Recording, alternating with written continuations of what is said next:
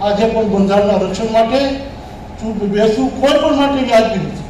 કાયદો અને બંધારણ બધા માટે સમાનતાથી આવે ત્યારે સુરક્ષિત સંવિધાન, સુરક્ષા સંવિધાન, સમૃદ્ધિ સંવિધાન આપી શકે.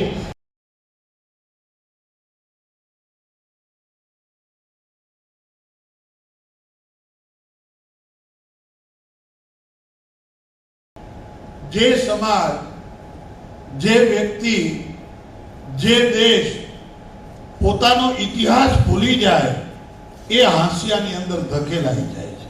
ભારતની આજની ને આવતીકાલની પેઢી આ સંવિધાન હત્યા દિવસથી પરિચિત થાય, ભવિષ્યમાં આવી કોઈ કલંકિત ઘટના દેશના લોકતંત્ર ઇતિહાસમાં ન બને તે માટેની લોકચેતના જાગે તેવા હેતુથી આદરણીય વડાપ્રધાનશ્રીની પ્રેરણાથી આ સંવિધાન હત્યા દિવસ આપણે મનાવી રહ્યા છીએ.